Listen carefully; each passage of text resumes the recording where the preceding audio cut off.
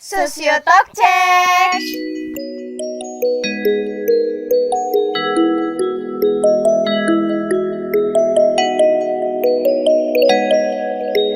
Assalamualaikum warahmatullahi wabarakatuh. Halo teman-teman, balik lagi nih di Sosiotalk episode 8. Wah, gak kerasa ya udah episode 8 aja nih. Kira-kira pada episode kali ini kita akan ngomongin apa ya? Gimana kalau kita kenalan dulu aja nih? Kan ada yang bilang kalau tak kenal maka ta'aruf. Mana tahu jodoh kan ya? Nggak ada yang canda. Kenalin, nama aku Selvi dari Sosiologi Angkatan 19. Dan kali ini bertepatan sama Hari Santri nih. Kita akan membahas tentang tema kita, yaitu Merdeka Beragama, mungkinkah? Kira-kira mungkin gak ya? Kali ini aku gak sendirian nih. Aku akan ditemenin sama narasumber yang hebat banget. Kalau anak-anak Fishum kenal nih pasti sama kata-katanya, yang salam dari yang jauh untuk hati yang dekat. Asik. Assalamualaikum Pak Sodik. Bagaimana kabarnya hari ini Pak? Assalamualaikum warahmatullahi wabarakatuh. Alhamdulillah Mbak dan Mas semua, kabar hari ini baik-baik saja. Semoga pandemi segera berlalu sehingga kita bisa beraktivitas lebih maksimal lagi. Terima kasih. Kalau boleh tahu nih Pak, apa saja kesibukan Bapak akhir-akhir ini di masa pandemi? Ya, kesibukan akhir-akhir ini ya tampaknya tambah padat saja ya, karena selain sebagai dekan juga mulai mengajar masuk ya. Saya mengajar S1, S2 dan juga S3. Ya nggak apa-apa, ini adalah tugas akademik sekaligus tugas sebagai jabatan ya. Semoga ya kita semua sehat selalu meskipun tugas itu selalu bertambah. Langsung ke pertanyaannya nih Pak. Mungkinkah kita sekarang ini sudah ada di era merdeka beragama Pak? Ya, kita sebenarnya sekarang kan sudah merdeka ya. Jadi merdeka ini termasuk merdeka dalam beragama. Karena orang beragama itu dijamin oleh undang-undang ya, dijamin oleh konstitusi.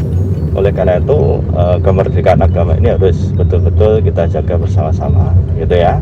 Dari judul yang diangkat nih Pak, kan ada dua makna yang berbeda nih. Yang pertama, kita merdeka untuk beragama dalam artian bebas untuk menganut suatu agama, dan yang kedua, merdeka berperilaku dalam beragama. Menurut pandangan Bapak sendiri nih, seperti apa kaitannya makna satu dengan makna yang lainnya Pak? Ada dua hal yang harus dibedakan ya. Yang pertama, bebas dalam memeluk agama. Ini dijamin oleh konstitusi ya. Tetapi untuk mengamalkan ajaran agama ini ada batasan-batasannya ya. Oleh karena itu kita hidup di mana ya? Kalau di Indonesia ada batasan-batasannya juga ya. Misalnya dalam mendirikan tempat ibadah ya, itu kan sebenarnya aktualisasi dari beragama. Lah itu ada aturannya, yaitu harus ditaati ya. Kemudian di dalam hal-hal yang sifatnya aktualisasi hari raya misalnya, itu juga tidak sepenuhnya bisa. Misalnya di era pandemi ini kan, ini kan misalnya mudik ini kan bagian dari tradisi beragama ya, itu juga dibatasi. Jadi dalam pengamalannya itu bisa dibatasi oleh negara atau pemerintah ya, atau kesepakatan sosial ya. Tetapi untuk memeluk agama sendiri ya, misalnya ada orang mau agama Islam ya, Kristiani, Hindu, Buddha, Konghucu itu ya, itu bebas saja ya, dijamin oleh undang-undang. Jadi artinya apa? Bahwa memeluk agama itu sifatnya subjektif. Jadi itu hak penuh ya dari pemeluknya ya. Tetapi untuk mengamalkannya ini ada pembatasan, sehingga bukan hak subjektif lagi. Di sini ada intersubjektivitas ya. Ada kesepakatan-kesepakatan yang kemudian bisa diikuti ya. Kesepakatan itu bisa dalam konteks nasional ya, kemudian muncullah undang-undang ya, kemudian dalam konteks yang lebih rendah nanti ada peraturan-peraturan di daerah, bahkan di tingkat-tingkat yang lebih rendah ya.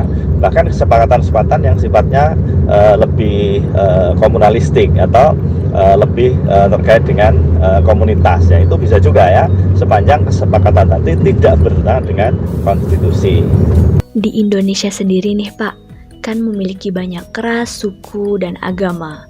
Nah, dari banyaknya agama yang ada, bagaimana caranya agar setiap agama mendapatkan kemerdekaan itu? Ya, di Indonesia memang beragam-agama dan itu adalah anugerah dari Allah ya. Jadi ya kita syukuri ya, karena memang tidak mungkin orang itu dalam satu agama ya, pasti akan beragam. Oleh karena itu yang terpenting adalah mereka masing-masing bebas merdeka. Pada saat yang sama kebebasan itu harus bertanggung jawab ya.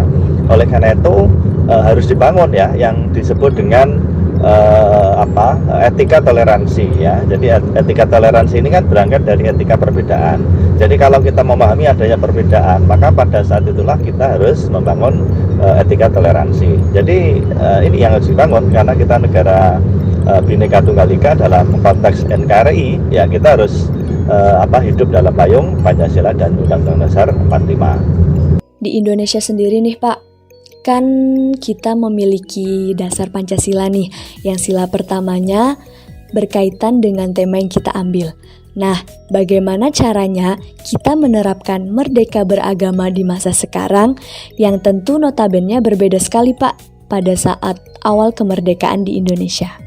Jadi kita bersyukur ya memiliki dasar Pancasila dan sumber undang-undang ya, yaitu Undang-Undang Dasar 45 itu. Artinya apa? Kita harus menerapkan ya nilai-nilai hukum maupun nilai-nilai etik ya di dalam konteks beragama di Indonesia. Dan tentu ya dari waktu-waktu ada situasi-situasi yang berbeda ya sejak zaman awal kemerdekaan sampai hari ini. Tetapi yang terpenting justru ya apa yang sudah diajarkan oleh founding fathers ini harus kita cermati dan kita aktualisasikan. Karena sekarang ini malah kadang-kadang aneh ya, banyak orang yang merasa paling benar ya sehingga menyalahkan orang lain dengan cara kekerasan. Ini bukan ajaran dari founding fathers ya. Kita justru mengembangkan ajaran agama Islam itu yang ramah dan rahmah ya, sehingga kekerasan no ya, tidak boleh ya atas nama agama, apalagi ya, karena agama pada dasarnya adalah mengajarkan sesuatu yang sifatnya ramah dan rahmah. Oleh karena itu maka hal-hal yang sifatnya menekan orang ya, kekerasan, kemudian apalagi yang lebih buruk dari itu harus kita hindari ya.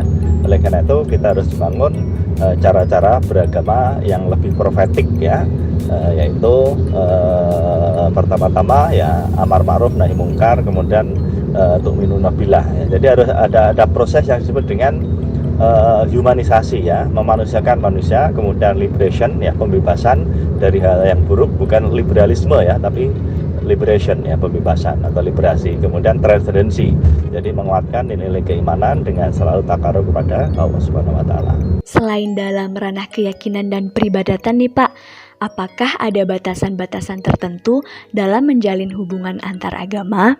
Jadi di dalam hubungan antar orang beriman ya, memang di dalam konteks ibadah itu ada yang disebut dengan ibadah mahdhah dan ghairu mahdhah ya. Jadi ibadah mahdhah itu aturan-aturan agama yang sifatnya lebih hubungan vertikal ya, cara beribadah yang sifatnya khusus. Nah, itu masing-masing punya kekhasan. Jadi itu dilakukan oleh kepercayaan masing-masing ya, nggak perlu dicampur adukkan. Tetapi dalam hubungan yang sifatnya ghairu mahdhah atau muamalah ya, misalnya kerjasama ya, misalnya ikut ada misalnya seorang muslim ya diminta bantuan untuk menjaga gereja, atau non muslim menjaga masjid misalnya ya, ketika situasi tertentu itu tidak apa-apa. Jadi yang sifatnya muamalah, bantuan-bantuan yang non ibadah khusus itu boleh saja, dan itu sangat baik ya. Sehingga menjaga agama itu sebenarnya adalah menjaga nilai spiritualitas ke dalam ya. Jadi iman kita, misalnya seorang muslim ya tauhidnya harus kuat ya, syahadat ya kan, makanya dalam setiap sholat pasti ada syahadat. Itu sebenarnya memperkuat tauhid dari waktu ke waktu ya. Tetapi itu tidak cukup. Karena apa? Seorang muslim selain menjaga agama ke dalam, dia juga harus menjaga kebebasan beragama orang lain.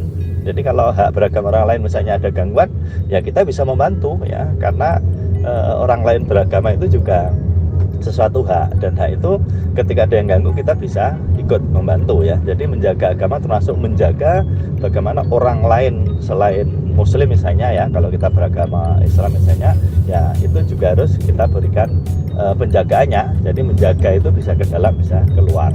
Ke dalam memperkuat iman, yang keluar ya tadi ya, bagaimana orang yang beda dengan agama kita juga dijamin beragamanya ya. Dan itu tanggung jawab kita besar ya sebagai Muslim, karena mayoritas itu kan punya tanggung jawab lebih besar gitu ya.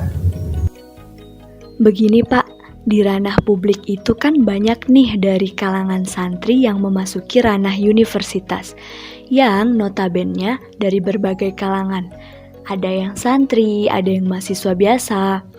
Nah, apakah di sana mereka sering dipandang rasisme atau dipandang sebelah mata dari sudut yang berbeda nih Pak? Menjadi santri itu pilihan ya.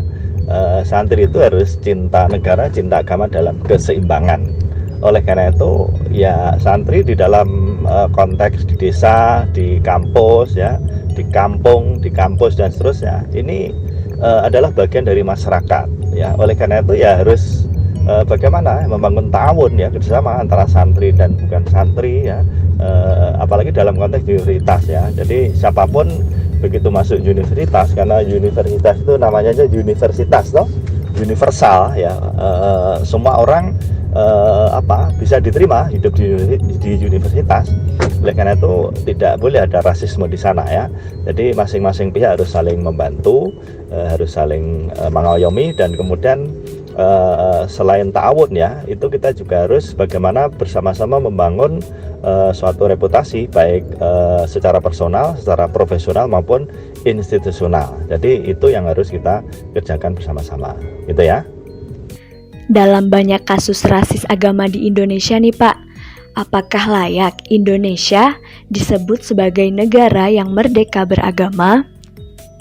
Ya, ketika masih ada rasisme agama di Indonesia, maka sebenarnya kita harus introspeksi ya, apakah Indonesia layak ya menyandang kemerdekaan beragama ya.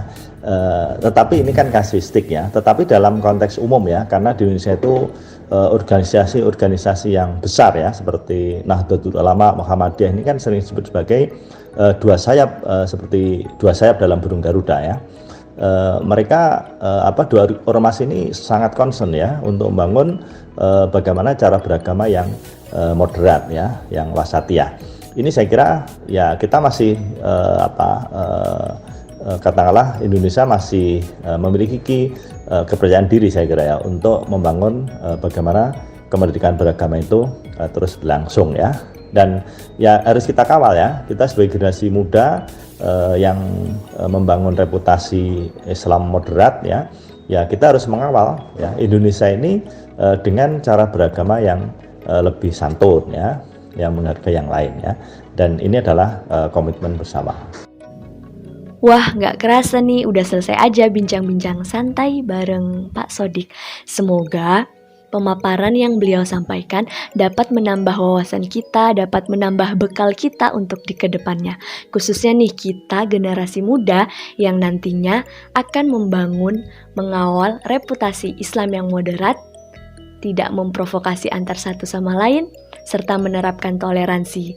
Dan nantinya kita akan menjadi Islam yang ramah, bukan Islam yang marah. Asik. Terima kasih banyak nih buat pendengar setia Sociotalk. Jangan lupa like, comment, and subscribe channel YouTube-nya HMPS Sosiologi. Dan di situ nanti akan ada update-update terbaru, bincang-bincang yang menarik lainnya. Jangan sampai ketinggalan ya. See you. Wassalamualaikum warahmatullahi wabarakatuh.